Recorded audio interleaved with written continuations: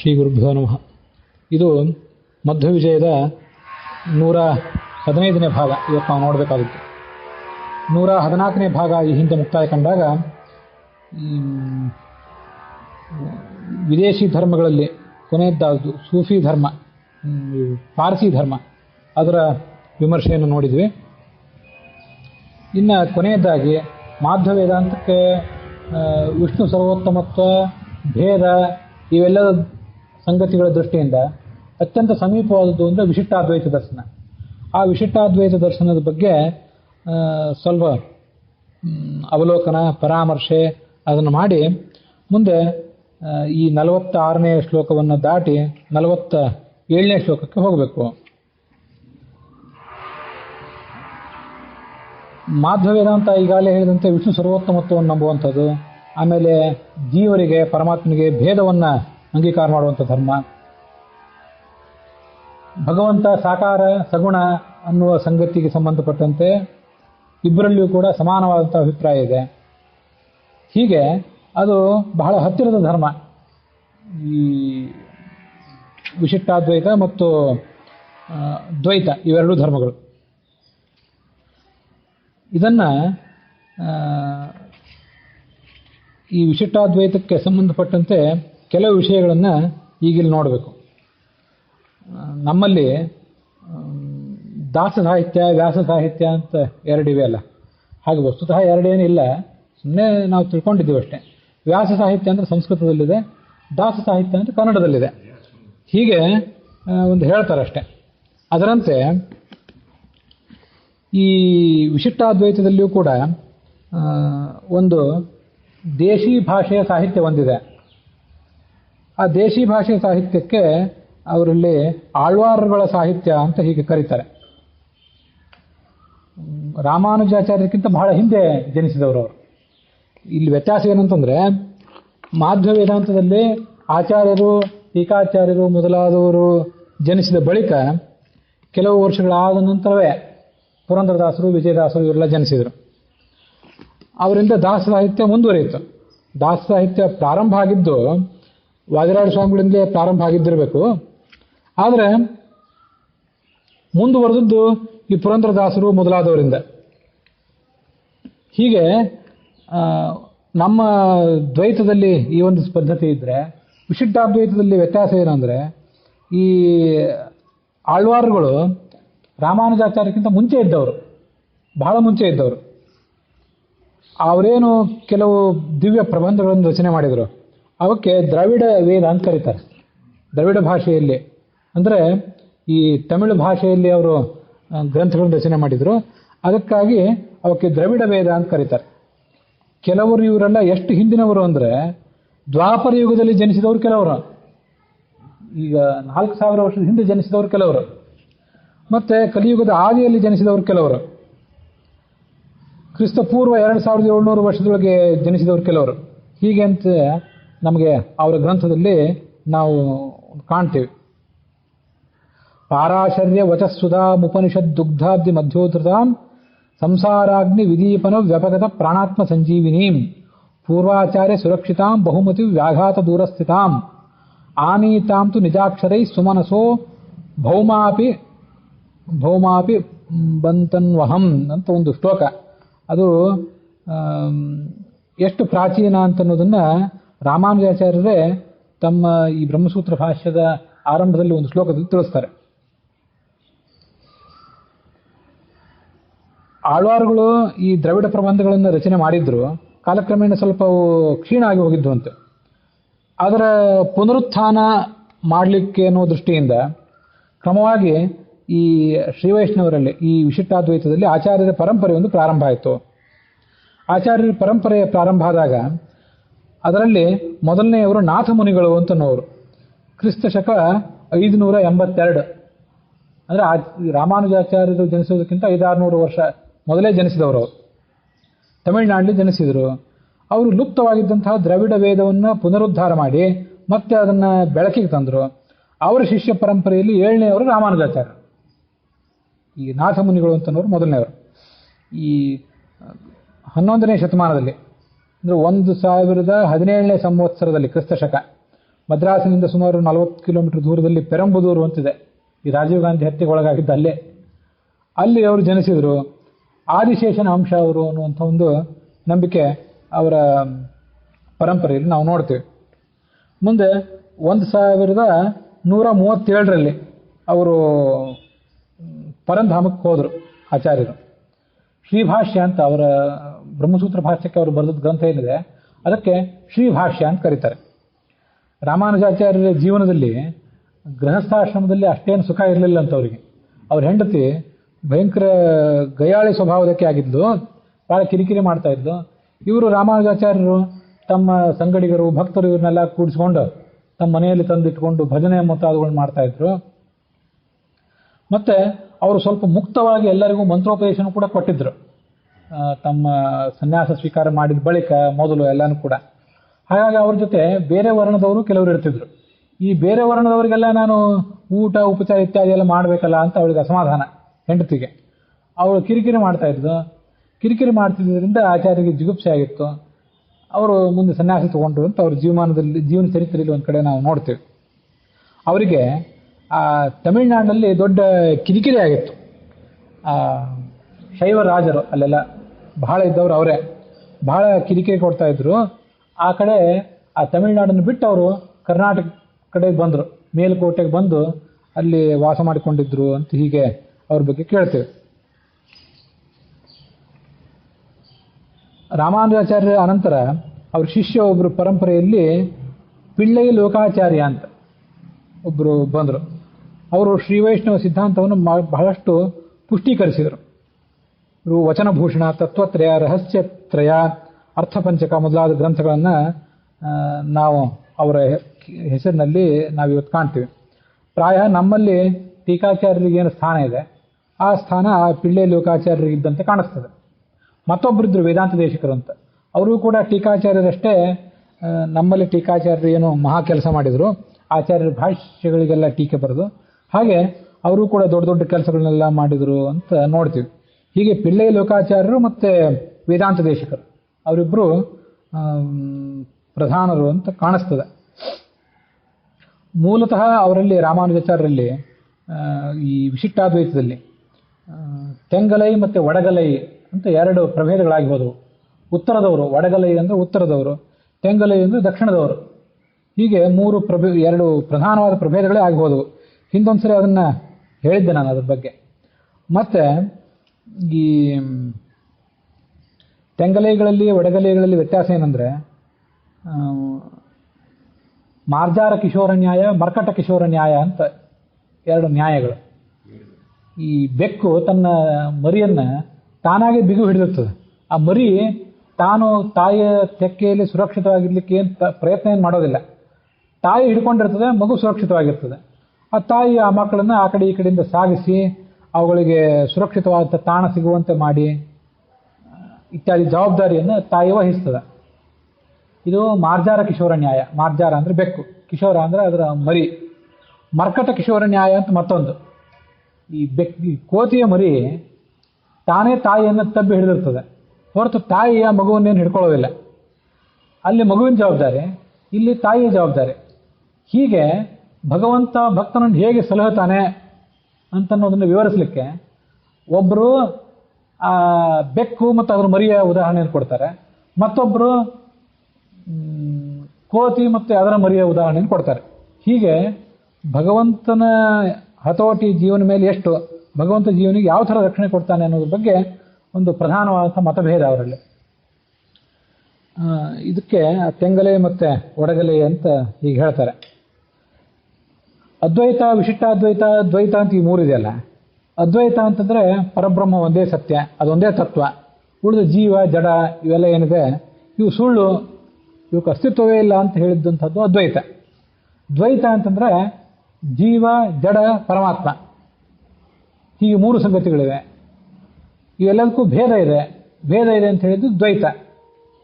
ವಸ್ತುತಃ ಆಚಾರ್ಯರು ತಮ್ಮ ಸಿದ್ಧಾಂತವನ್ನು ದ್ವೈತ ಸಿದ್ಧಾಂತ ಅಂತೇಳಿ ಹೇಳ್ಕೊಳ್ಳಿಲ್ಲ.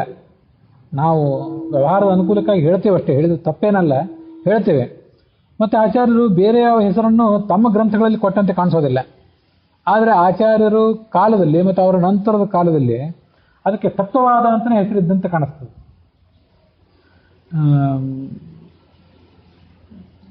ತತ್ವವಾದೇ ಗರೀಯಸಿ ಭರೋಮಮ ಅಂತ ವಾದಿರಾಜ ಸ್ವಾಮಿಗಳು ಯುಕ್ತಿ ಮಲ್ಲಿಕಾದಲ್ಲಿ ಆ ತತ್ವವಾದದಲ್ಲಿ ನನಗೆ ದೃಢವಾದಂತಹ ನಿಷ್ಠೆ ಅಂತ ತತ್ವವಾದ ಅಂತ ಆಚಾರ್ಯರ ಮತವನ್ನು ವರ್ಣನೆ ಮಾಡಿದ್ದನ್ನು ನಾವು ಕೇಳ್ತೇವೆ.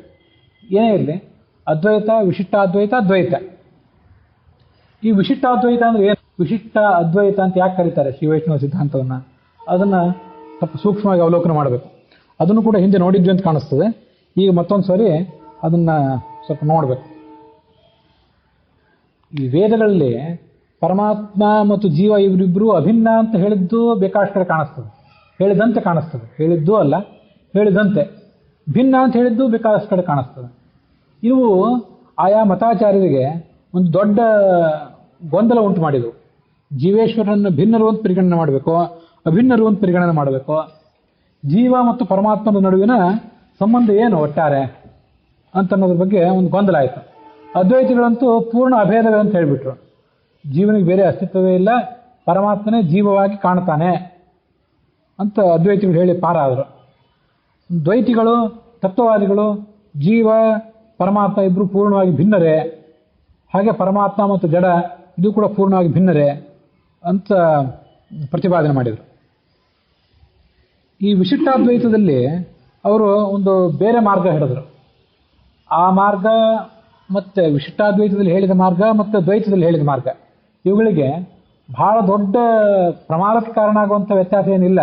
ಆದರೂ ಈ ತಾಂತ್ರಿಕ ವ್ಯತ್ಯಾಸಗಳು ಅಂತಿರ್ತಾವೆ, ಟೆಕ್ನಿಕಲ್ ವ್ಯತ್ಯಾಸಗಳಷ್ಟೇ. ಹಾಗೆ ಒಂದು ಸಣ್ಣ ವ್ಯತ್ಯಾಸ ಇದೆ. ಈ ವಿಶಿಷ್ಟಾದ್ವೈತದಲ್ಲಿ ತತ್ವಗಳು 3. ಆಚಾರ್ಯರು, ಮಧ್ವಾಚಾರ್ಯರು ತತ್ವ ವಿವೇಕ, ತತ್ವ ಸಂಖ್ಯಾನ ಮೊದಲಾದ ಕಡೆಗಳಲ್ಲಿ ತತ್ವಗಳು ಎಷ್ಟು, ಜಗತ್ತಿನಲ್ಲಿ ಇರುವಂಥ ಪ್ರಧಾನ ಸಂಗತಿಗಳು ಎಷ್ಟು ಅಂತ ಹೇಳೋ ಪ್ರಸಂಗ ಬಂದಾಗ ಸ್ವತಂತ್ರಂ ಅಸ್ವತಂತ್ರಂ ಚ ದ್ವಿವಿಧಂ ತತ್ವಮಿಷ್ಯತೆ, ತತ್ವಗಳು 2 ಅಂತ ಹೇಳಿದರು. ಸ್ವತಂತ್ರೋ ಭಗವಾನ್ ವಿಷ್ಣು, ಅಸ್ವತಂತ್ರಂ ಇದಂ ಜಗತ್. ಸ್ವತಂತ್ರ ಅಂತಂದರೆ ಭಗವಂತ, ಅಸ್ವತಂತ್ರವಾದದ್ದು ಈ ಜಗತ್ತು ಅಂತ ಅದನ್ನು ವರ್ಣನೆ ಮಾಡಿದರು. ಆ ಅಸ್ವತಂತ್ರದಲ್ಲಿಯೂ ಜಡ, ಜೀವ ಹೀಗೆ ಬೇರೆ ಬೇರೆ ವ್ಯತ್ಯಾಸ ಇದೆ ಅಂತೆಲ್ಲ ಹೇಳ್ತಾ ಹೋದರು. ಈ ವಿಶಿಷ್ಟಾದ್ವೈತದಲ್ಲಿ ತತ್ವಗಳು 3: ಚಿತ್, ಅಚಿತ್ ಮತ್ತು ಈಶ್ವರ ಅಂತ ಹೇಳಿ. ಚಿತ್ ಅಂತಂದರೆ ಜೀವ, ಚಿತ್ ಅಂದರೆ ಜ್ಞಾನ ಅಂತ ಅರ್ಥ. ಆ ಜ್ಞಾನವುಳ್ಳಂತಹ ಜೀವನನ್ನು ಚಿತ್ ಅಂತ ಕರೀತಾರೆ. ಅಚಿತ್ ಅಂತಂದರೆ ಜಡವಾದದ್ದು, ಯಾವುದಕ್ಕೆ ಜ್ಞಾನ ಇಲ್ವೋ, ಜ್ಞಾನ, ಇಚ್ಛಾ, ಪ್ರಯತ್ನ ಮೊದಲಾದ ಯಾವುದಕ್ಕೆ ಇಲ್ವೋ ಅದನ್ನು ಅಚಿತ್ ಅಂತ ಕರೀತಾರೆ. ಇವೆರಡು ಚಿತ್ ಮತ್ತು ಅಚಿತ್ತಗಳಾದವು. ಇನ್ನು ಈಶ್ವರ ಅಂತ ಒಬ್ಬ 3ನೇ ತತ್ವ. ಅಥವಾ ಈಶ್ವರನನ್ನು ಮೊದಲೇ ಇಟ್ಕೊಂಡು ಚಿತ್ತ ಅಚಿತ್ತಗಳನ್ನು ಆಮೇಲೆ ಕೂಡ ಹೇಳಬಹುದು.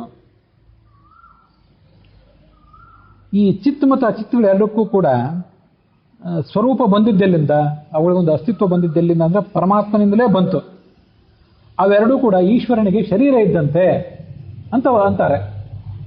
ರಾಮಾನುಜ ಮತದಲ್ಲಿ, ವಿಶಿಷ್ಟಾದ್ವೈತ ಮತ, ಶ್ರೀವೈಷ್ಣವ ಮತದಲ್ಲಿ ಚಿತ್ ಮತ್ತು ಅಚಿತ್ತಗಳೆರಡೂ ಕೂಡ ಪರಮಾತ್ಮನಿಗೆ ಶರೀರ ಇದ್ದಂತೆ ಅಂತಾರೆ.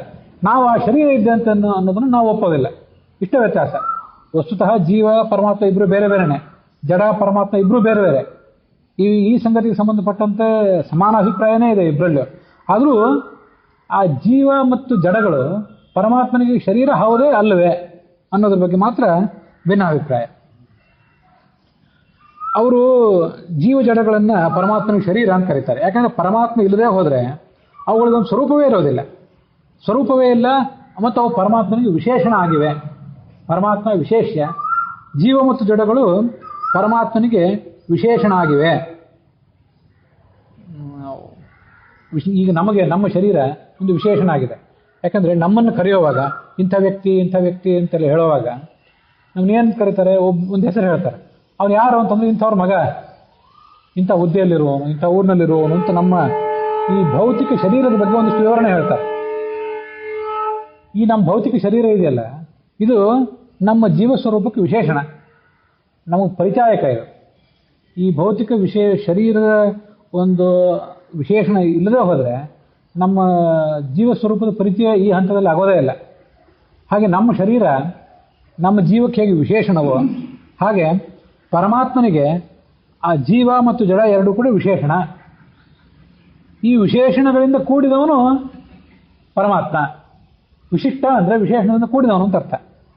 ಈಗ ಕರುಣೆಯಿಂದ ಕೂಡಿದವನು ಕರುಣಾಶಾಲಿ, ಸೌಂದರ್ಯದಿಂದ ಕೂಡಿದವನು ಸುಂದರ, ಉದಾರತೆಯಿಂದ ಕೂಡಿದವನು ಉದಾರ ಸ್ವಭಾವವುಳ್ಳವನು. ಹೇಗೋ ಹೀಗೆ ಜಡ ಮತ್ತು ಜೀವ ಅನ್ನುವ ಎರಡು ವಿಶೇಷಣಗಳಿಂದ ಕೂಡಿದವನು ಅಂದರೆ ವಿಶಿಷ್ಟ ಅಂತ ಅರ್ಥ. ಕೂಡಿದಂತಹ ಪರಮಾತ್ಮ ಒಬ್ಬನೇ, ಅದಕ್ಕೆ ಅವನನ್ನು ವಿಶಿಷ್ಟ ಅದ್ವೈತ ಅಂತ ಕರೀತಾರೆ. ವಿಶಿಷ್ಟ ಅಂದರೆ ಕೂಡಿದವನು ಅಂತ ಅರ್ಥ. ಯಾವುದರಿಂದ ಕೂಡಿದವನು ಅಂದರೆ ಜಡ ಮತ್ತು ಜೀವದಿಂದ ಕೂಡಿದವನು. ಅವೆರಡು ಅವನಿಗೆ ವಿಶೇಷಣ, ಅವನಿಗೆ ಶರೀರ.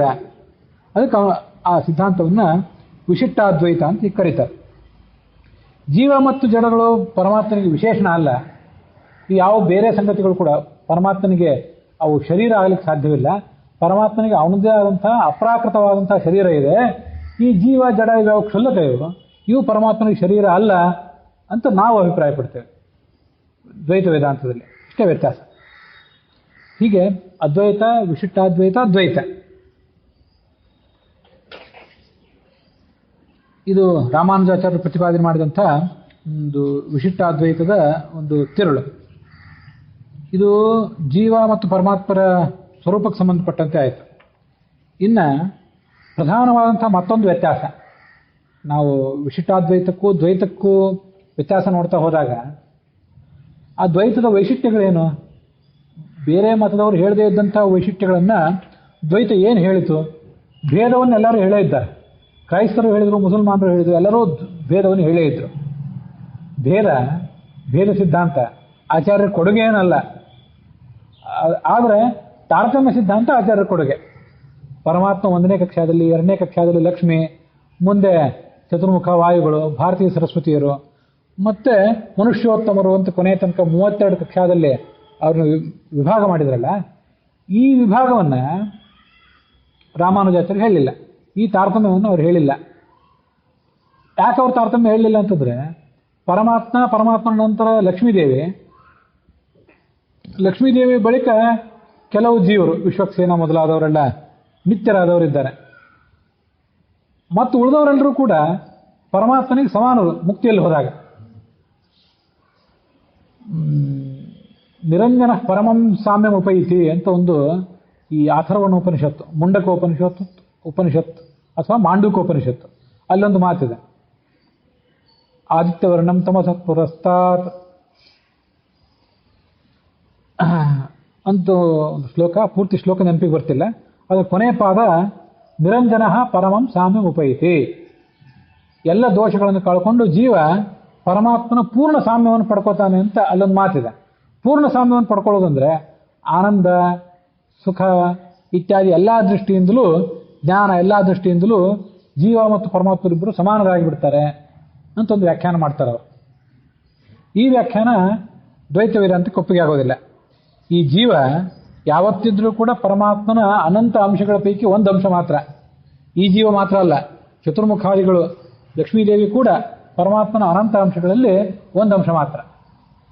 ಹೀಗೆ 32 ಕಕ್ಷಾಗಳಲ್ಲಿ ವಿಭಕ್ತ ಆಗಿರುವಂಥ ತಾರತಮ್ಯವನ್ನು ಅವರು ವಿಶಿಷ್ಟಾದ್ವೈತದಲ್ಲಿ ಒಪ್ಪಿಲ್ಲ. ಮತ್ತು ಈ ಮುಕ್ತಿಯಲ್ಲಿ ಕೂಡ ಈ ತಾರತಮ್ಯ ಇರ್ತದೆ ಅಂತ ದ್ವೈತ ಏನು ಹೇಳಿದೆ, ಮಧ್ವಾಚಾರ್ಯರು ಏನು ಹೇಳಿದ್ದಾರೆ, ಅದನ್ನು ವಿಶಿಷ್ಟಾದ್ವೈತದಲ್ಲಿ ಒಪ್ಪಿಲ್ಲ. ಇದೊಂದು ಪ್ರಧಾನವಾದಂಥ ವ್ಯತ್ಯಾಸ.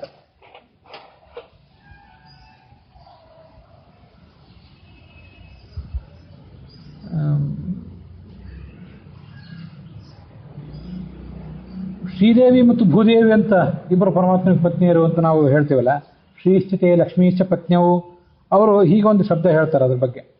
ವೈಕುಂಠೇತು ಪರಯಲೋಕೆ ಶ್ರೀ ಸಹಾಯೋ ಜನಾರ್ದನ ಉಭಾಭ್ಯಾಂ ಭೂಮಿ ನೀಲಾಭ್ಯಾಂ ಸೇವಿತಃ ಪರಮೇಶ್ವರ. ನಾರಾಯಣನಿಗೆ ಭೂದೇವಿ ಮತ್ತು ನೀಲಾದೇವಿ ಇಬ್ಬರು ಪತ್ನಿಯರು ಅಂತ, ನೀಲ ಅಂತ ಶಬ್ದ ಪ್ರಯೋಗ ಮಾಡ್ತಾರಷ್ಟೆ. ನಾವು ಹೇಳೋ ಶ್ರೀದೇವಿಯನ್ನೇ ಅವ್ರು ನೀಲ ಅಂತ ಹೇಳಿರ್ಬೋದು, ಅದು ಗೊತ್ತಿಲ್ಲ. ಅಂತೂ ಹೀಗೊಂದು ಬಳಕೆಯನ್ನು ಅವರು ಮಾಡ್ತಾರೆ. ಮತ್ತೊಂದು ವ್ಯತ್ಯಾಸ ಇದೆ ವಿಶಿಷ್ಟಾದ್ವೈತಕ್ಕೂ ದ್ವೈತಕ್ಕೂ. ಅದೇನು?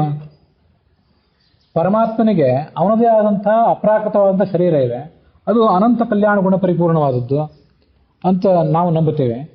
ಇಲ್ಲಿ ನಾವು ಗುಡಿಯಲ್ಲಿ ಪೂಜೆ ಮಾಡುವಂಥ ಯಾವ ವಿಗ್ರಹ, ಇದು ಯಾವ ವಿಗ್ರಹವೂ ಕೂಡ ಪರಮಾತ್ಮ ಅಲ್ಲ, ಇದು ನಮ್ಮ ದೃಷ್ಟಿ. ನ ಪ್ರತೀಕೆ ನಹಿ ಸಹ ಅಂತ ಸೂತ್ರ, ಬ್ರಹ್ಮಸೂತ್ರನೇ 4ನೇ ಅಧ್ಯಾಯದಲ್ಲಿ ಅದನ್ನು ಹೇಳಿದೆ. ಆದರೆ ರಾಮಾನುಜಾಚಾರ್ಯರು ಏನು ಹೇಳ್ತಾರೆ ಅಂತಂದ್ರೆ, ಪರಮಾತ್ಮನಿಗೆ ಅನೇಕ ಅವತಾರಗಳಿವೆ. ಆವೇಶಾವತಾರ, ಅಂಶಾವತಾರ ಹೀಗೆಲ್ಲ ಹೇಳ್ತಾರೆ. ಆ ಥರ ಅರ್ಚಾವತಾರ ಅಂತ ಒಂದು ಅವತಾರ ಹೋಗ್ತಾರೆ. ಅರ್ಚಾವತಾರ ಅಂದರೆ ಆ ಪ್ರತಿಮೆಯ ರೂಪದಲ್ಲೇ ದೇವರು ಬಂದು ಕೂತಿದ್ದಾನೆ ಅಂತ. ಅದಕ್ಕಾಗಿ ಈ ತಿರುಪತಿಯ ವೆಂಕಟರಮಣ ಇತ್ಯಾದಿ ಇವೆಲ್ಲ ಅವು ಸ್ವಯಂ ಪರಮಾತ್ಮನೇ. ನಾವು ನೋಡ್ತೀವಲ್ಲ, ಈಗ ಹೋಗಿ ನೋಡಿದ್ದು ನಾವು ಪರಮಾತ್ಮನ್ನೇ ನೋಡಿದ್ದು ಅಂತಾರೆ. ಅವು ಅಹೋಬಲ ಮತ್ತು ಇಂಥ ಕೆಲವು ಬೇರೆ ಬೇರೆ ಕ್ಷೇತ್ರಗಳೇನಿವೆ ಅವೆಲ್ಲ ಸ್ವಯಂ ಪರಮಾತ್ಮನ ಅರ್ಚಾವತಾರ ಅಂತಾರೆ. ಈ ಅರ್ಚಾವತಾರವೇ ಈ ಕಲ್ಲಿನ ರೂಪದಲ್ಲಿ ಭಗವಂತನೇ ಇದ್ದಾನೆ ಅನ್ನೋ ಸಂಗತಿಯನ್ನು ನಾವು ಒಪ್ಪಿಲ್ಲ. ಪರಮಾತ್ಮನಿಗೆ ಅಂಥ ಒಂದು ಅವತಾರ ಇಲ್ಲ, ಕಲ್ಲಿನ ಅವತಾರ. ರಾಮಕೃಷ್ಣಾದಿ ರೂಪದಿಂದ ಬಂದರೂ ಕೂಡ ಅಪ್ರಾಕೃತವಾದಂಥ ರೂಪ ಇದ್ದವನಾಗೇ ಇರ್ತಾನೆ ಹೊರತು ಕಲ್ಲು ಕಟ್ಟಿಗೆ ಯಾವ ರೂಪದಲ್ಲೂ ಆತ ಅವತಾರ ತಾಳೋದಿಲ್ಲ. ಇದರ ಒಳಗೆ ಅವನು ಇರ್ತಾನಷ್ಟೇ. ಶಾಲಗ್ರಾಮದಲ್ಲಿ ಆಗಲಿ ಮತ್ತೆಂಥ ಪವಿತ್ರವಾದಂಥ ವಿಗ್ರಹವೇ ಆಗಲಿ, ಯಾರ ಆಚಾರ್ಯರು ಪ್ರತಿಷ್ಠಾಪನೆ ಮಾಡಿದಂಥ ವಿಗ್ರಹವೇ ಆಗಲಿ, ಅಲ್ಲಿ ಅವನ ಸನ್ನಿಧಾನವೇ ಹೊರತು ಅವನೇ ಅದಲ್ಲ ಅನ್ನೋದನ್ನು ಯಾವತ್ತೂ ಗಮನದಲ್ಲಿ ಇಟ್ಕೊಂಡಿರಬೇಕು. ಇದನ್ನು ಹೀಗೆ ರಾಮಾನುಜಾಚಾರ್ಯರು ಹೇಳಿದ್ರಲ್ಲ, ಇದು ವಿಶ್ವಕ್ಕೆ ಎಲ್ಲ ಕಡೆ ಸಂದೇಶ ಹೋಯಿತು. ಹಿಂದೂಗಳು ಪ್ರತಿಮಾ ಪೂಜಕರು ಅಂತೇಳಿ, ಪ್ರತಿಮೆಯನ್ನೇ ದೇವರು ಅಂತ ನಂಬುತ್ತಾರೆ ಅಂಥೇಳಿ. ವಸ್ತುತಃ ನಾವು ಪ್ರತಿಮೆಯನ್ನೇ ದೇವರು ಅಂತ ನಂಬೋದಿಲ್ಲ. ರಾಮಾನುಜಾಚಾರ್ಯರ ಮತವನ್ನು ನಾವು ಒಪ್ಪಬೇಕಾಗಿಲ್ಲಲ್ಲ. ನಮ್ಮದೊಂದು ಅಭಿಪ್ರಾಯ ಬೇರೆ ಇದೆ. ನಾವು ಪ್ರತಿಮೆಯನ್ನೇ ದೇವರು ಅಂತ ನಂಬಿಲ್ಲ, ಪ್ರತಿಮೆಯೊಳಗೆ ದೇವರು ಅಂತ ನಂಬುತ್ತೇವೆ. ಆ ಪ್ರತಿಮೆಯೊಳಗೆ ದೇವರನ್ನು ನಿತ್ಯ ಆವಾಹನೆ ಮಾಡಿ ವಿಸರ್ಜನೆ ಮಾಡಿ ಅವನನ್ನು ಪೂಜೆ ಮಾಡ್ತೇವೆ. ಇದು ನಮಗೂ ಅವರಿಗೂ ಇರುವಂಥ ಒಂದು ವ್ಯತ್ಯಾಸ. ಮತ್ತು ಮುಖ್ಯವಾಗಿ ಆವಾಗಲೇ ಹೇಳಿದಂತೆ ತಾರತಮ್ಯ 32 ಕಕ್ಷೆಗಳಲ್ಲಿ ಏನು ತಾರತಮ್ಯ ವಿಭಕ್ತ ಆಗಿದೆ. ಸಾಂಖ್ಯ, ಯೋಗ, ನ್ಯಾಯ, ವೈಶೇಷಿಕ, ಪೂರ್ವಮೀಮಾಂಸ ಎಲ್ಲೂ ಇದ್ಯಾವುದೂ ಇಲ್ಲವೂ ಇಲ್ಲ.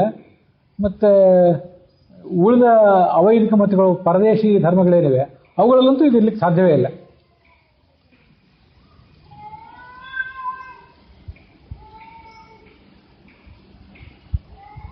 ವಿರಜಾ ನದಿಯ ಸ್ನಾನದಿಂದ ಸೂಕ್ಷ್ಮ ಶರೀರವನ್ನು ಪರಿತ್ಯಾಗ ಮಾಡಿ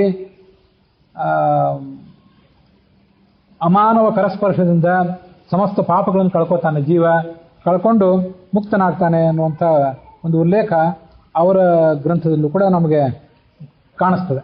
ಅಂತ ಎಷ್ಟೋ ಪುರಾಣದಲ್ಲಿ ಹೇಳಿರುವಂಥ, ವಿಷ್ಣು ರಹಸ್ಯ ಮೊದಲಾದ ಪುರಾಣಗಳಲ್ಲಿ ಹೇಳಿರುವಂಥ ಎಷ್ಟೋ ಅಕ್ಷರಗಳನ್ನು, ಎಷ್ಟೋ ಪ್ರಮೇಯಗಳನ್ನು ಅವರು ಕೂಡ ಸ್ವೀಕಾರ ಮಾಡ್ತಾರೆ.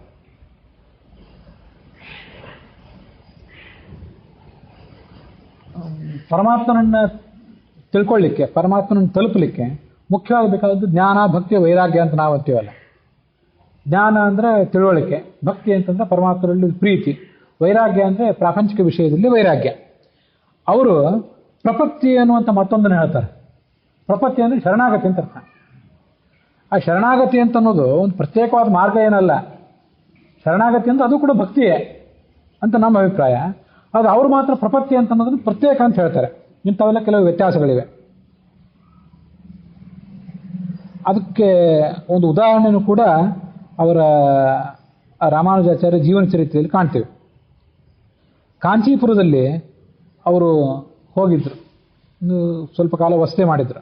ಅಲ್ಲಿ ವರದರಾಜ ದೇವಾಲಯ ಇದೆಯಲ್ಲ, ವರದರಾಜ ದೇವಾಲಯಕ್ಕೆ ಹೋಗಿ ವರದರಾಜ ಸ್ವಾಮಿಯನ್ನೇ, ಆ ಭಗವಂತನನ್ನೇ ಪ್ರಪತ್ತಿ ಅನ್ನುವ ಸಂಗತಿ ಇದೆಯಲ್ಲ, ನಾನು ಇದನ್ನು ನನ್ನ ಶಾಸ್ತ್ರದಲ್ಲಿ ಪ್ರತಿಪಾದನೆ ಮಾಡಿದ್ದೀನಿ, ಇದಕ್ಕೆ ನಾನು ಪ್ರತಿಪಾದನೆ ಮಾಡಿದ್ದು ಸರಿಯೋ ಹೋಗೋಲ್ಲ ಅನ್ನೋದ್ರ ಬಗ್ಗೆ ಒಂದು ಸಮರ್ಥನೆ ಕೊಡು ಅಂತ ಕೇಳಿದ್ರಂತೆ ದೇವರನ್ನ.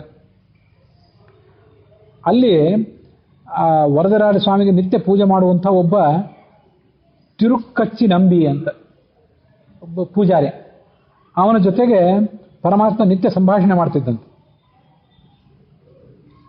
ರಾಮಾನುಜಾಚಾರ್ಯ ಏನು ಮಾಡಿದರು, ನನ್ನ ಮನಸ್ಸಿನಲ್ಲಿ ಈಗ ಒಂದು ಸಂಶಯ ಇದೆ ಈ ಪ್ರಪತ್ತಿಯ ಬಗ್ಗೆ. ತಿರುಕ್ಕಚ್ಚಿ ನಂಬಿಗಳೇ, ನೀವು ಪರಮಾತ್ಮನನ್ನು ಕೇಳಿ ಉತ್ತರ ತರಬೇಕು. ನೀವು ಯಾಕೋ ಪರಮಾತ್ಮನ ನಿತ್ಯ ಸಂಪರ್ಕ ಇಟ್ಕೊಂಡವರು, ನೀವು ಉತ್ತರ ಕೊಡಬೇಕು ಅಂತ ಇವರು ರಾಮಾನುಜಾಚಾರ್ಯರು ಆ ನಂಬಿಗಳಿಗೆ ಹೇಳಿದರು. ಆಗ ಆ ರಾತ್ರಿ ದಿವಸ ವರದರಾಜ ಸ್ವಾಮಿ ಆ ನಂಬಿಗಳ ಮನಸ್ಸಿನಲ್ಲಿದ್ದಂಥ ಪ್ರಶ್ನೆಯನ್ನು, ರಾಮಾನುಜಾಚಾರ್ಯರ ಸಂಶಯವನ್ನು ಎಲ್ಲವನ್ನು ತಿಳ್ಕೊಂಡು ಉತ್ತರ ಕೊಟ್ಟನಂತೆ.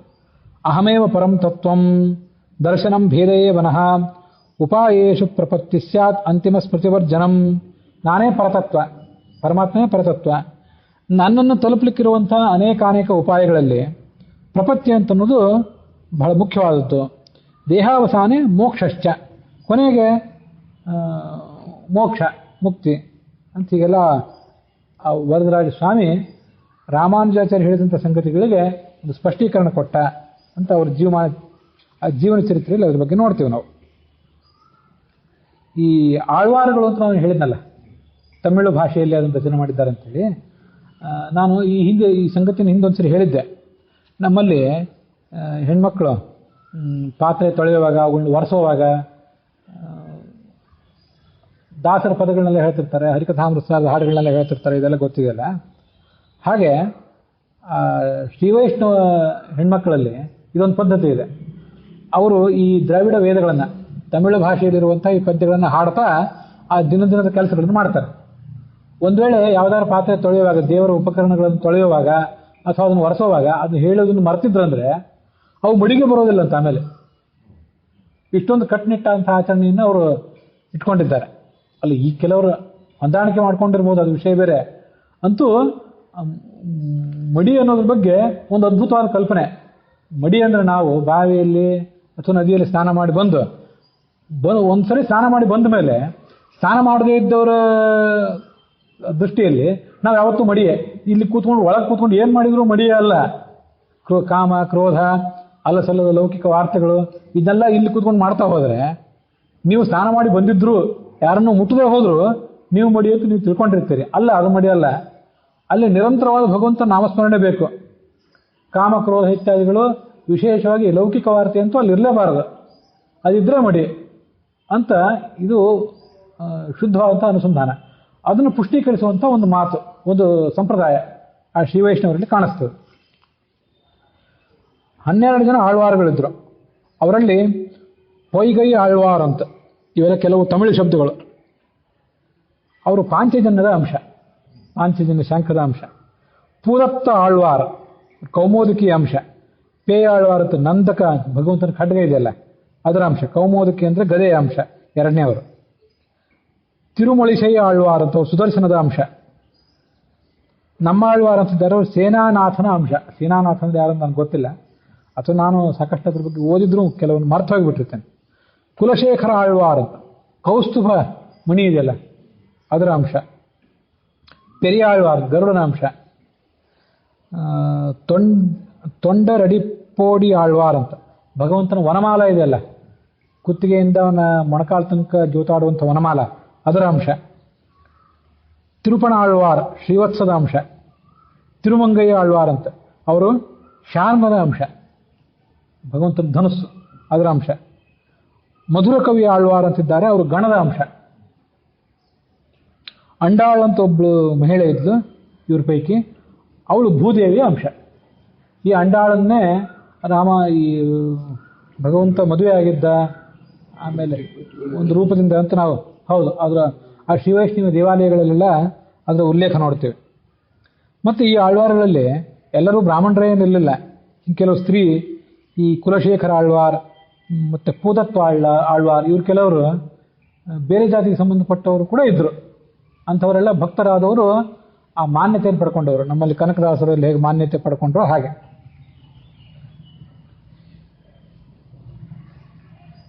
ಈ 12 ಜನ ಆಳ್ವಾರುಗಳ ನಂತರ ಆಚಾರ್ಯರುಗಳು ಜನಿಸಿದರು. ನಾಥಮುನಿಗಳು ಮೊದಲನೆಯವರು. ಅವ್ರ ನಂತರ 7ನೇಯವರು 6ನೇಯವರು, ನಾನು ಆವಾಗ ಹೇಳಿದ್ನಲ್ಲ, ರಾಮಾನುಜಾಚಾರ್ಯ ಜನಿಸಿದರು. 6ನೇಯವರು ಸರಿ. ಮೊದಲು ನಾಥಮುನಿಗಳು. ಆ ನಾಥಮುನಿಗಳು ಈ ಇತ್ತೀಚೆಗೆ ಕ್ರಿಸ್ತ ಶಕ ಈ ಲೆಕ್ಕಾಚಾರ ತಗೊಂಡ್ರೆ ಮೊದಲನೆಯವರು. ಅವ್ರಿಗಿಂತ ಮೊದಲು ಯಾರು ಅಂತಂದರೆ ನಮ್ಮಾಳ್ವಾರ್ ಅಂತ. ಆ ನಮ್ಮಾಳ್ವಾರರಿಗೆ ವಿಶ್ವಕ್ಸೇನನೇ ಆಚಾರ್ಯ, ಒಂದು ಒಬ್ಬ ದೇವತೆ. ಆ ವಿಶ್ವಕ್ಸೇನಿಗೆ ಲಕ್ಷ್ಮೀದೇವಿಯೇ ಆಚಾರ್ಯ, ಲಕ್ಷ್ಮೀದೇವಿಗೆ ನಾರಾಯಣ ಆಚಾರ್ಯ, ಶ್ರೀಮನ್ನಾರಾಯಣ. ಇದಕ್ಕೆ ಪರಂಪರೆ ಇದೆ. ಹಂಸನಾಮಕ ಪರಮಾತ್ಮನಿಂದ ಹಂಸನಾಮಕ ಪರಮಾತ್ಮ, ಬ್ರಹ್ಮ, ಸನಕರಾದಿಗಳು, ದೂರ್ವಾಸರು, ಸತ್ಯಪ್ರಜ್ಞ, ಪ್ರಾಜ್ಞತೀರ್ಥ, ಪರತೀರ್ಥ, ಅಚ್ಯುತ ಪ್ರಜ್ಞರು, ಮಧ್ವರು ಅಂತೇಳಿ ಪರಂಪರೆ ಬಂತಲ್ಲ. ಹಾಗೆ ಆಚಾರ್ಯ ಮೊದಲು ನಾರಾಯಣ, ಅವನಿಗೆ ಲಕ್ಷ್ಮೀದೇವಿ, ಅವನ ನಂತರ ಅದಾದಮೇಲೆ ವಿಶ್ವಕ್ಸೇನ, ಅದಾದಮೇಲೆ ನಮ್ಮಾಳ್ವಾರ್, ಮುಂದೆ ನಾಥಮುನಿಗಳು, ಅದಾದಮೇಲೆ ಪುಂಡರೀಕಾಕ್ಷರ, ರಾಮಮಿಶ್ರ, ಯಾಮನಾಚಾರ್ಯ, 5ನೇಯವರು ಪೆರಿಯ ನಂಬಿ, 6ನೇಯವರು ರಾಮಾನುಜಾಚಾರ್ಯ, 7 ಎಂಬಾರ್ ಅಂತ ತಮಿಳು ಶಬ್ದ, ಸಂಸ್ಕೃತದಲ್ಲಿ ಗೋವಿಂದ ಭಟ್ಟ. ಅದಾದ್ರು ಅರ್ಥದ ಅನುವಾದನೋ ಅದಿಲ್ಲ ನನಗೇನು ಗೊತ್ತಿಲ್ಲ. 8 ಪರಾಶರ ಭಟ್ಟ, 9 ನಂಜೀಯರ್, 10 ನಂಬಿಳ್ಳೈ, 11 ಪೆರಿಯ ವಾಚಾಂಪಿಳ್ಳೈ, 12 ಪಿಳ್ಳೈ ಲೋಕಾಚಾರ್ಯ, ಈಗ ಹಿಂದೆ ಹೇಳಿದ್ನಲ್ಲ ನಾನು, ರಾಮಾನುಜಾಚಾರ್ಯ ಗ್ರಂಥಗಳಿಗೆ ವ್ಯಾಖ್ಯಾನ ಮಾಡಿ ಅದನ್ನು ಪ್ರಸಿದ್ಧ ಮಾಡಿದವರು ಅಂತ. 13 ತಿರುವಾಯ್ ಮಾಳಿಪಿಳ್ಳೈ ಅಥವಾ ತಿರುಮಲೈ ಆಳ್ವಾರ್. 14ನೆಯವರು ಮಣವಾಳ ಮಾಮುನಿ ಅಥವಾ ವರಮುನಿ ಅಂತ ಕೂಡ ಅವ್ರನ್ನ ಕರೀತಾರೆ.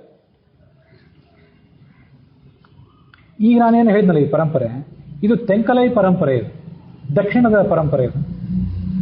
ಆದರೆ ಉತ್ತರದವರ ಪರಂಪರೆ ಸ್ವಲ್ಪ ಮತ್ತೆ ಅಲ್ಲಿ ರಾಮಾನುಜಾಚಾರ್ಯ ಬಳಿಕ ಅದು ವಿಭಿನ್ನ ಆಗಿದೆ. ನಾಥಮುನಿಗಳು, ಪುಂಡರೀಕಾಕ್ಷ ಮುನಿಗಳು, ರಾಮಮಿಶ್ರ, ಯಾಮನಾಚಾರ್ಯ, ಪೆರಿಯ ನಂಬಿ, ರಾಮಾನುಜಾಚಾರ್ಯ ತನಕ ಉತ್ತರದವರಿಗೆ ದಕ್ಷಿಣದವರಿಗೆ, ತೆಂಗಲೈಗಳಿಗೆ ಮತ್ತು ಒಡಗಲೈಗಳಿಗೆ ಸಮಾನವೇ. ರಾಮಾನುಜಾಚಾರ್ಯರ ಮುಂದೆ 7ನೇ ತಲೆಮಾರಿನಲ್ಲಿ ತೆಂಕಲೈನಲ್ಲಿ ಎಂಬಾರ್ ಬಂದಿದ್ರು, ಒಡಗಲೈದಲ್ಲಿ ಕಿಡಾಂಬಿ ಅಚ್ಚಾನ್, ಪ್ರಣತಾರ್ಥಿ ಹರ, ಪ್ರಣತರ ನಮಸ್ಕಾರ ಮಾಡಿದವರ ದುಃಖವನ್ನು ಪರಿಹಾರ ಮಾಡುವವರು. ಮುಂದೆ 8 ಕಿಡಾಂಬಿ ರಾಮಾನುಜ ಅಪ್ಪುಳ್ಳಾರ್, 9 ಕಿಡಾಂಬಿ ಶ್ರೀರಂಗರಾಜರ್, 10 ಕಿಡಾಂಬಿ ಅಪ್ಪುಳ್ಳಾರ್, 11 ವೇದಾಂತ ದೇಶಿಕ. ನಾನು ಅವಾಗ ಇನ್ನೊಂದು ಹೇಳಿದೆ, 11 ವೇದಾಂತ ದೇಶಿಕರು ಒಡಗಲಯದಲ್ಲಿ, 12 ಪಿಳ್ಳೈ ಲೋಕಾಚಾರ್ಯ ತೆಂಕಲೈಗಳಲ್ಲಿ. ಈ ಪಿಳ್ಳೈ ಲೋಕಾಚಾರ್ಯ ಮತ್ತು ವೇದಾಂತ ದೇಶಿಕರು ನಮ್ಮಲ್ಲಿ ಜಯತೀರ್ಥರು ಮಾಡಿದ ಕೆಲಸವನ್ನು ಮಾಡಿದವರು. 12 ಬ್ರಹ್ಮತಂತ್ರ ಸ್ವಾಮಿಗಳು ಅಂತ. ಇದು ಒಡಗಲೈ ಸಂಪ್ರದಾಯದಲ್ಲಿ ಉತ್ತರಾಧಿಕಾರಿಗಳ ಪರಂಪರೆ ಹೀಗೆ ಮುಂದುವರಿಯಿತು. ಇವತ್ತು ಕೂಡ ಅಹೋಬಲಜಿಯರ್, ಪರಕಾಲ ತಂತ್ರ ಸ್ವಾಮಿಗಳು ಅಂತ ಹೀಗೆಲ್ಲ ಬೇರೆ ಬೇರೆ ಮಠಗಳನ್ನು ಅವರಲ್ಲಿ ನೋಡ್ತೇವೆ. ಇದಿಷ್ಟು ರಾಮಾನುಜ ಮತದ ಬಗ್ಗೆ ಒಂದು ಸಂಕ್ಷಿಪ್ತವಾದಂಥ ವಿವರಣೆ. ನಾನು ರಾಮಾನುಜ ಮತದ ಬಗ್ಗೆ ಹೇಳಿದೆ, ಬೇರೆ ಬೇರೆ ಮತದ ಬಗ್ಗೆನೂ ಕೂಡ ಹೇಳಿದೆ. ಇಷ್ಟೆಲ್ಲ ಹೇಳಿಯೂ ಕೂಡ ಸಾಕಷ್ಟು ಅದ್ರ ಬಗ್ಗೆ ಅಧ್ಯಯನ ಮಾಡಿ ಹೇಳಿದ್ದೀನಿ ಅಂತ ನಾನು ತಿಳ್ಕೊಂಡಿದ್ದೇನೆ. ಆದರೂ ನಾವು ನೇರವಾಗಿ ಅವರ ಗ್ರಂಥಗಳನ್ನು ಓದಿಲ್ಲಲ್ಲ, ಮತ್ತು ನೇರವಾಗಿ ಆಯಾ ಆಚಾರ್ಯರನ್ನು ಆಯಾ ವಿದ್ವಾಂಸರನ್ನು ಸಮೀಪಿಸಿ ಅವರ ಮೂಲಕ ನಾವು ಅದನ್ನು ಓದಲಿಲ್ಲ. ಆದ್ದರಿಂದ ನಾವು ಹೇಳಿದ್ರಲ್ಲಿ ಕೆಲವು ದೋಷಗಳಿರೋ ಸಾಧ್ಯತೆ ಇದೆ. ನನಗಿದು ಕ್ರಮವಾಗಿ ಅನುಭವಕ್ಕೆ ಬಂತು. ನಾನು ಈ ಎಲ್ಲ ಬೇರೆ ಬೇರೆ ಮತಗಳನ್ನು ವಿವರಿಸಲಿಕ್ಕೆ ಒಂದು ಪುಸ್ತಕ ಅವಲಂಬಿಸ್ತಿದ್ದೆ. ಅದು ಜಾಗತಿಕ ಧರ್ಮಗಳು ಅಂತೇಳಿ ಶೇಷ ನವರತ್ನ ಅಂತನವರು ಅದನ್ನು ಬರೆದಿದ್ರು. ಸಮಾಜ ಪುಸ್ತಕಾಲಯ, ಧಾರವಾಡದಿಂದ ಪ್ರಕಟ ಆಗಿತ್ತು. ಅದರಲ್ಲೂ ಹಿಂದೂ ದರ್ಶನಗಳೆಲ್ಲವೂ ಕೂಡ, ಮತ್ತು ಇಸ್ಲಾಂ, ಸೂಫಿ, ಕ್ರಿಶ್ಚಿಯಾನಿಟಿ ಎಲ್ಲದ್ರ ಬಗ್ಗೆನೂ ಅದರಲ್ಲಿ ಬಂದಿತ್ತು. ಮೂಲ ಗ್ರಂಥಗಳನ್ನು ಅವಲಂಬಿಸದೆ ಹೋದರೆ, ಗುರುಗಳ ಮೂಲಕ ಬಹಳ ಕ್ರಮಬದ್ಧವಾದ ಅಧ್ಯಯನ ಮಾಡದೆ ಹೋದರೆ ಏನು ಸಮಸ್ಯೆ ಆಗ್ತದೆ ಅಂತ ಅನ್ನೋದು ಆ ಪುಸ್ತಕದಲ್ಲಿ ನನಗೆ ಗೊತ್ತಾಯಿತು. ಶೇಷನವರತ್ನ ಅನ್ನೋರನ್ನು ನಾನೇನು ಟೀಕೆ ಮಾಡಿ ನನಗೆ ಆಗಬೇಕಾದ್ದೇನಿಲ್ಲ. ಆದರೆ ಅಂಥ ಕೆಲವು ಕನ್ನಡೀಕೃತ ರೂಪಗಳನ್ನು ಜನರಿಗೆ ಕೊಡುವಾಗ ಬಹಳ ಎಚ್ಚರಿಕೆಯಿಂದ ಇರಬೇಕು. ಅದು ನನಗೆ ಬೇರೆ ಮತಗಳ ಬಗ್ಗೆ ಗೊತ್ತಾಗಲಿಲ್ಲ. ಅದರಲ್ಲಿ ನಮ್ಮ ಮತದ ಬಗ್ಗೆನೂ ವಿವರಣೆ ಮಾಡಿದ್ದಾರಲ್ಲ, ಮಧ್ವಾಚಾರ್ಯರ ಮತದ ಬಗ್ಗೆ, ಅಲ್ಲಿ ಒಂದು ದೋಷ ನನಗೆ ಗೊತ್ತಾಯಿತು. ಅದೇನಂದ್ರೆ ದತ್ತ ಸ್ವಾತಂತ್ರ್ಯ ಮಧ್ವ ಮತದ ವೈಶಿಷ್ಟ್ಯ ಅಂತ ಅಲ್ಲಿ ಕೊಟ್ಟು ಬಿಟ್ಟಿದ್ದಾರೆ. ವಸ್ತುತಃ ಮಧ್ವಾಚಾರ್ಯರು ದತ್ತ ಸ್ವಾತಂತ್ರ್ಯದ ಬಗ್ಗೆ ಎಲ್ಲೂ ಹೇಳಲಿಲ್ಲ.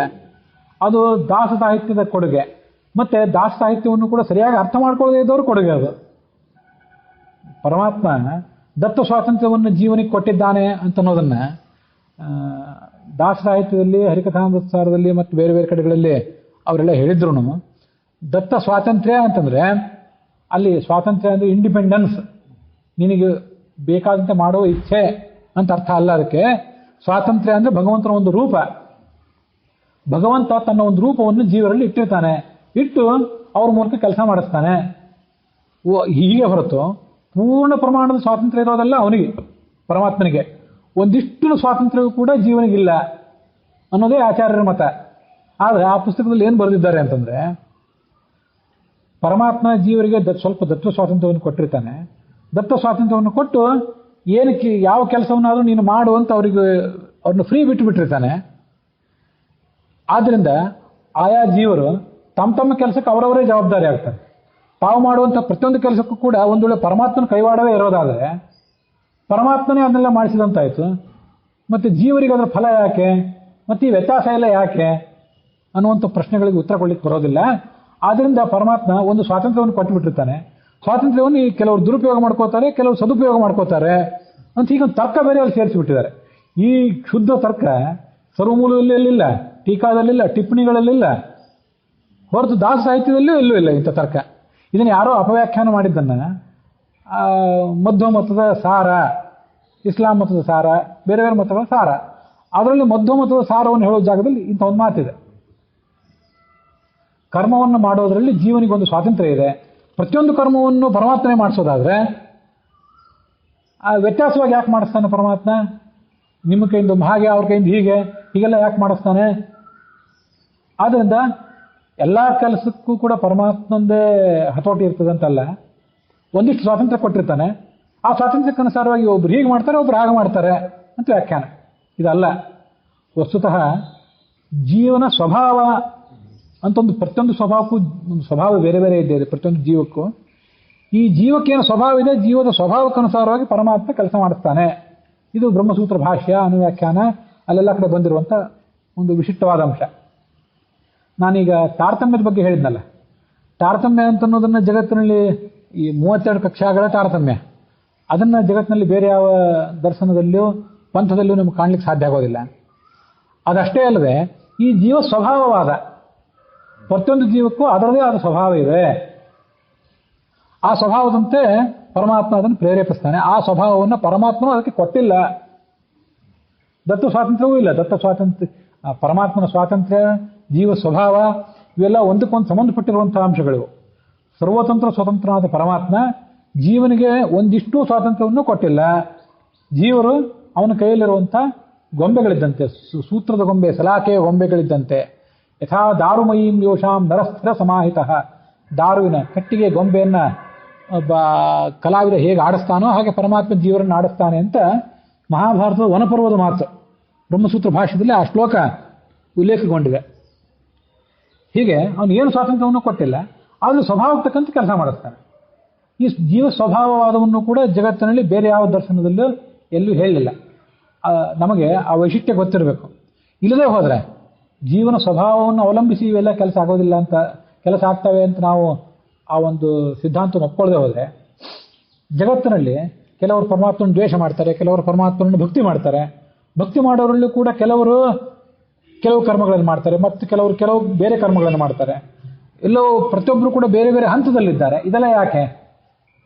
ಎಲ್ಲರೂ ಕೂಡ ಈಗಲೂ ಸಮಾನರಾಗಿದ್ದರೆ, ಮತ್ತೆ ಮುಕ್ತಿಯಲ್ಲೂ ಕೂಡ ಸಮಾನರೇ ಆಗಿದ್ದರೆ, ಈಗಲೂ ಸಮಾನರು, ಮುಕ್ತಿಯಲ್ಲೂ ಸಮಾನರು. ಮುಕ್ತಿಯಲ್ಲೂ ಸಮಾನರು ಅಂತ ಹೇಳುವವರು ರಾಮಾನುಜರು, ಈಗಲೂ ಸಮಾನರು, ಮುಕ್ತಿಯಲ್ಲೂ ಸಮಾನರು ಅಂತ ಎಲ್ಲರೂ ಹಾಗೆ ಹೇಳ್ತಾರೆ. ಇದೊಂದು ಗಮನಿಸ್ಬೇಕು ನೀವು. ಈ ಎಲ್ಲ ಕಡೆ ಅದನ್ನು ಇಂಗ್ಲೀಷ್ನಲ್ಲಿ ಓದೋರು, ಕನ್ನಡದಲ್ಲಿ ಓದೋರು, ಬೇರೆ ಬೇರೆ ಎಲ್ಲ ಕಡೆ basically all the souls are divine ಅಂದರೆ ಪ್ರತಿಯೊಂದು ಜೀವವೂ ಕೂಡ ಪರಮಾತ್ಮನ ಒಂದು ಅಂಶವೇ. ಅದರಲ್ಲಿ ತಾಮಸ ಅನ್ನೋದಿಲ್ಲ. ಹೀಗೆ ವಾದ ಇದೆ. ಜೀವಕ್ಕೆ ಲಿಂಗವಿಲ್ಲ, ಗಂಡು ಹೆಣ್ಣು ಅನ್ನುವಂಥ ಲಿಂಗ ವ್ಯತ್ಯಾಸವಿಲ್ಲ. ಮತ್ತೆ ಆ ಪ್ರತಿಯೊಂದು ಜೀವವೂ ಕೂಡ ಸಾತ್ವಿಕ ಜೀವವೇ, ಡಿವೈನ್. ಅದರಲ್ಲಿ ರಾಜಸ ತಾಮಸ ಅನ್ನೋದಿಲ್ಲ. ಪ್ರತಿಯೊಂದು ಜೀವವು ಕೊನೆಗೆ ಹೋಗಿ ಸೇರೋದು ಪರಮಾತ್ಮನನ್ನೇ. ದುರ್ಯೋಧನ, ಚತುರ್ಮುಖ ಬ್ರಹ್ಮ, ಪ್ರತಿಯೊಬ್ಬರು ಅಂತ ಈಗ ವ್ಯಾಖ್ಯಾನ ಮಾಡ್ತಾರೆ. ಅದನ್ನ ಕೇಳಲಿಕ್ಕೆ ಭಾರಿ ಸಂತೋಷ. ಯಾಕಂದ್ರೆ ಪ್ರತಿಯೊಬ್ಬರು ಕೂಡ ಅಲ್ಲಿ ಕೂತ್ಕೊಂಡು ಕೇಳಿದ್ರೆ ಎಂಥ ಉದಾರವಾದ ಸಿದ್ಧಾಂತ. ಪರಮಾತ್ಮ ದುರ್ಯೋಧನನನ್ನು, ಜರಾಸಂಧನನ್ನು, ಮತ್ತೆ ಎಂಥ ದುಷ್ಟರನ್ನು ಪ್ರತಿಯೊಬ್ಬರನ್ನು ಕೂಡ ಕರುಣೆಯಿಂದ ಉದ್ಧಾರ ಮಾಡಿ ಅವರಿಗೆಲ್ಲ ಸದ್ಗತಿ ಕೊಟ್ಟುಬಿಡ್ತಾನೆ ಅಂತ ಕೇಳಲಿಕ್ಕೆ ಭಾರಿ ಸಂತೋಷ ಅನ್ನಿಸ್ತದೆ. ಆದರೆ ವಾಸ್ತವಿಕ ಸಂಗತಿಗಳು ಎಲ್ಲವೂ ಕೂಡ ನಮಗೆ ಕೇಳಲಿಕ್ಕೆ ಪ್ರಿಯ ಆಗಿರೋದಿಲ್ಲ. ಮತ್ತು ವಾಸ್ತವಿಕ ಸಂಗತಿಗಳನ್ನು ಶಾಸ್ತ್ರಗಳು ಮತ್ತು ಆಚಾರ್ಯರು ನಿರೂಪಣೆ ಮಾಡುವಾಗ ನಮಗೆ ಕೇಳಲಿಕ್ಕೆ ಪ್ರಿಯ ಆಗಬೇಕು ಅಂತ ನಿರೂಪಣೆ ಮಾಡಿರೋದಿಲ್ಲ. ರಾಜಕಾರಣಿಗಳ ಭಾಷಣ ಕೇಳಲಿಕ್ಕೆ ಪ್ರಿಯ ಆಗಬೇಕು ಅಂತಲೇ ಇರ್ತದೆ. ಅದು ಅಪ್ರಿಯವಾದ ಸಂಗತಿಗಳನ್ನು ರಾಜಕಾರಣಿಗಳು ಹೇಳೋದಿಲ್ಲ. ಆದರೆ ವೇದಾಂತ ಆಗಲ್ಲ, ಶಾಸ್ತ್ರ ಆಗಲ್ಲ. ನೀವು ಪ್ರಿಯವೋ ಅಪ್ರಿಯವೋ ಅದು ಪ್ರಶ್ನೆ ಅಲ್ಲ, ಫ್ಯಾಕ್ಟ್ ಏನೋ ಅದನ್ನು ಹೇಳಬೇಕು ಅಂತ ಶಾಸ್ತ್ರಗಳ ಉದ್ದೇಶ, ಆಚಾರ್ಯರ ಉದ್ದೇಶವೂ ಕೂಡ ಅದೇ. ಎಲ್ಲ ಆತ್ಮಗಳು ಕೂಡ ಮೂಲತಃ ಸಾತ್ವಿಕರೇ ಅನ್ನುವ ವಾದವನ್ನು ಆಚಾರ್ಯರು ಒಪ್ಪಲಿಲ್ಲ. ಕೆಲವು ಆತ್ಮಗಳು ಸಾತ್ವಿಕ, ಕೆಲವು ಆತ್ಮಗಳು ರಾಜಸ, ಕೆಲವು ಆತ್ಮಗಳು ತಾಮಸ. ಅದರಲ್ಲೂ ತಾಮಸತ್ವಾಚ ಲೋಕಸ್ಯ, ಲೋಕದಲ್ಲಿ ತಾಮಸರ ಸಂಖ್ಯೆ ಹೆಚ್ಚು, ಸಾತ್ವಿಕರ ಸಂಖ್ಯೆ ಕಡಿಮೆ. ದೌರ್ಲಭ್ಯ ಶುದ್ಧ ಬುದ್ಧೀನಾಂ, ಸಾತ್ವಿಕ ಬುದ್ಧಿ ಉಳ್ಳವರು ಬಹಳ ಕಡಿಮೆ ಅನ್ನೋದನ್ನ ಅನುವ್ಯಾಖ್ಯಾನದ ಒಂದ್ ಕಡೆ, ಈ 2ನೇ ಅಧ್ಯಾಯ 2ನೇ ಪಾದದ ಆರಂಭದಲ್ಲಿ ಒಂದ್ ಕಡೆ ಆಚಾರ್ಯ ಆ ಮಾತನ್ನು ಹೇಳ್ತಾರೆ. ಈ ಎಲ್ಲ ದರ್ಶನಗಳ ಪರಾಮರ್ಶೆ ಮಾಡ್ಲಿಕ್ಕೆ ನಾವು ಹೊರಟಿದ್ವಲ್ಲ, ಆ ಆರಂಭದಲ್ಲಿ ಆ ಶ್ಲೋಕವನ್ನು ನಾನು ಉದಾಹರಿಸಿದ್ದೆ. ಇದು ಆಚಾರ್ಯರು ಜೀವ ಸ್ವಭಾವವಾದ, ಇಲ್ಲಿಯೂ ಈ ಸಾಧನೆಯ ಹಂತದಲ್ಲಿಯೂ ತಾರತಮ್ಯ, ಮುಕ್ತಿಗೆ ಹೋದ್ಮೇಲೂ ತಾರತಮ್ಯ ಇದ್ದೇ ಇದೆ ಅನ್ನೋದನ್ನು ಪ್ರತಿಪಾದನೆ ಮಾಡಿದರು. ಸಾತ್ವಿಕ, ರಾಜಸ, ತಾಮಸ ಅನ್ನೋದನ್ನು ಪ್ರತಿಪಾದನೆ ಮಾಡಿದರು. ಮತ್ತೆ ಕಕ್ಷಾ ತಾರತಮ್ಯವನ್ನು ಇದನ್ನು ಆಚಾರ್ಯರು ಪ್ರತಿಪಾದನೆ ಮಾಡಿದರು. 3 ಇಷ್ಟವಾದ ಸಂಗತಿಗಳು ಅಂದರೆ ಇವು: ಭೇದ, ಜಗತ್ ಸತ್ಯತ್ವ.